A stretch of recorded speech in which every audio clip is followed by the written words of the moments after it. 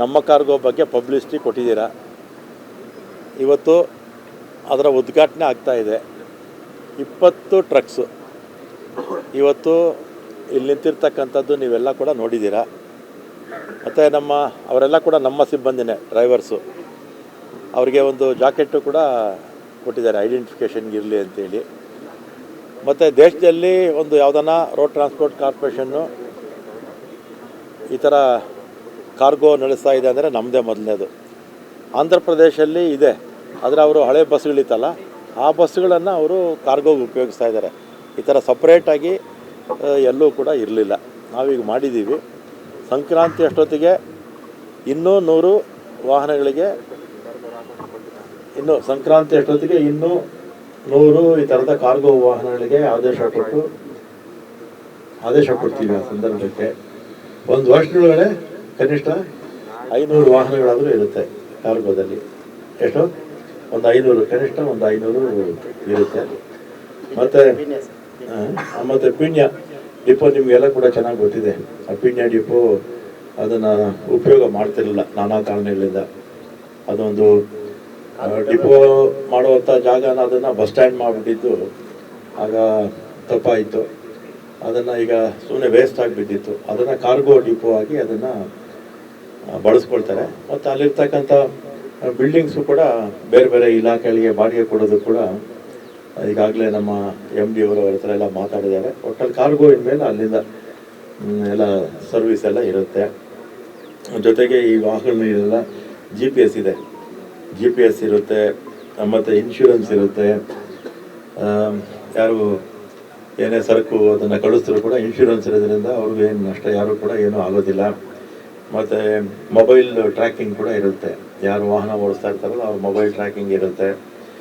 100% safety ಇರುತ್ತೆ. ಮತ್ತು ಈಗಾಗಲೇ 3 ಜನ ಈಗ ನಮಗೆ ಬುಕ್ ಮಾಡಿದ್ದಾರೆ. ಮತ್ತು ನಾವು ಪ್ರೈವೇಟ್ಗಿಂತಲೂ ಹೆಚ್ಚಾಗಿ ನಮ್ಮ ಸರ್ಕಾರಿ ಸ್ವಾಮ್ಯದಲ್ಲಿರ್ತಕ್ಕಂಥ ಯಾರ್ಯಾರಿಗೆ ಅವಶ್ಯಕತೆ ಇದೆ ಅವರಿಗೆ ಈ ಸೇವೆ ಒದಗಿಸ್ಬೇಕು ಅಂತ ಮಾಡಿದ್ವಿ. ಪ್ರೈವೇಟವ್ರು ಕೇಳಿದ್ರು ಇಲ್ಲ ಅಂತ ಹೇಳೋದಿಲ್ಲ.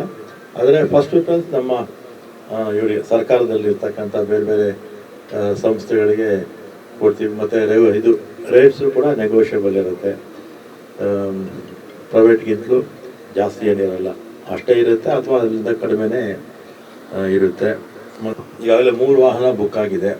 ಮತ್ತು ಎಲ್ಲ ತುಮಕೂರು, ಚಿಕ್ಕಬಳ್ಳಾಪುರ, ಮೈಸೂರು, ಮಂಡ್ಯ ಈ ರೀತಿ 3 ವಾಹನಗಳನ್ನು ಅಲ್ಲಿ ಕೊಟ್ಬಿಡ್ತಾರೆ. ಇಲ್ಲಿ ಹೆಡ್ ಆಫೀಸಿಂದ ಎಲ್ಲ ಕೂಡ ಮಾನಿಟರ್ ಮಾಡ್ತಾ ಇರ್ತಾರೆ. ನಾನು ಆಗಲೇ ಹೇಳಿದಾಗೆ ಒಂದೊಂದು ವರ್ಷದಲ್ಲಿ ಈ ಥರದ ಟ್ರಕ್ಸು ಒಂದು 500 ನಮ್ಮ KSRTCನಲ್ಲಿ ಇರುತ್ತೆ. ಅದಕ್ಕೇನು ಬೇಕೋ ಸಂಪನ್ಮೂಲಗಳನ್ನು ಎಲ್ಲ ಕೂಡ ರೆಡಿ ಮಾಡಿಕೊಂಡು ನಮ್ಮ ಸಂಸ್ಥೆಗೆ ಹೆಚ್ಚು ಲಾಭ ಬರೋ ರೀತಿ ನಮ್ಮ ಅಧಿಕಾರಿ ವರ್ಗದವರು, MD ಅವರೇ ಆದಿಯಾಗಿ ಮತ್ತು ಎಲ್ಲ ನಮ್ಮ ನೌಕರ ಬಂಧುಗಳು ಕೂಡ ಎಲ್ಲರೂ ಕೂಡ ಶ್ರದ್ಧೆಯಿಂದ ಎಲ್ಲ ಕೆಲಸ ಮಾಡ್ತಾಯಿದ್ದಾರೆ. ನಮಗೀಗಾಗಲೇ ನಮ್ಮ ಸರ್ಕಾರ ಬಂದ ಮೇಲೆ 6 ತಿಂಗಳಲ್ಲಿ 48 ಎಷ್ಟಮ್ಮ ಪ್ರಶಸ್ತಿ? 46 ರಾಷ್ಟ್ರೀಯ ಅಂತಾರಾಷ್ಟ್ರೀಯ ಪ್ರಶಸ್ತಿಗಳು ನಮ್ಮ ಸರ್ಕಾರ ಬಂದ ಮೇಲೇ ಬಂದಿದೆ.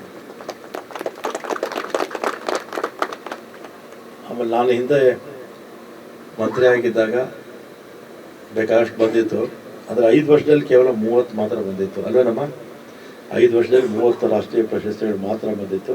ಈಗ 6 ತಿಂಗಳಲ್ಲೇ 46 ಬಂದಿದೆ. ಇನ್ನು ಮುಂದಕ್ಕೆ ವರ್ಷಕ್ಕೆ ಕನಿಷ್ಠ ಒಂದು ರಾಷ್ಟ್ರೀಯ ಅಂತಾರಾಷ್ಟ್ರೀಯ ಪ್ರಶಸ್ತಿಗಳು ಒಂದು 100 ಆದರೂ ಬರುತ್ತೆ. ಆ ದಿಕ್ಕಲ್ಲಿ ನಮ್ಮ ಇಲಾಖೆ ಕೆಲಸ ಮಾಡ್ತಾ ಇದೆ. ಮತ್ತು ಬೇರೆದೆಲ್ಲ ನಾನು ಹೇಳೋಕ್ಕೆ ಹೋಗೋದಿಲ್ಲ. ಈಗ ಇವತ್ತು ಕಾರ್ಗೋಗೆ ಇಂಪಾರ್ಟೆನ್ಸ್ ಕೊಡೋಣ ಅಂತೇಳಿ ಮಾಧ್ಯಮದವರು ನೀವು ಈಗಾಗಲೇ ಸಾಕಷ್ಟು ನಮಗೆ ಪ್ರಚಾರ ಕೊಟ್ಟಿದ್ದೀರ, ಧನ್ಯವಾದಗಳು ಹೇಳಿ. ಮತ್ತು ಆ್ಯಸ್ ಇಟ್ ಈಸ್ 25 ಬರ್ತಾಯಿತ್ತು ನಮಗೆ, ನಮ್ಮ ಬಸ್ಸುಗಳು ಎಲ್ಲ ಸೇರಿಸಿ ಕೋಟಿ ಬರ್ತಾಯಿತ್ತು. ಈಗ ನಾವು ಇದೆಲ್ಲ ಆ್ಯಡ್ ಮಾಡ್ತೀವಲ್ಲ.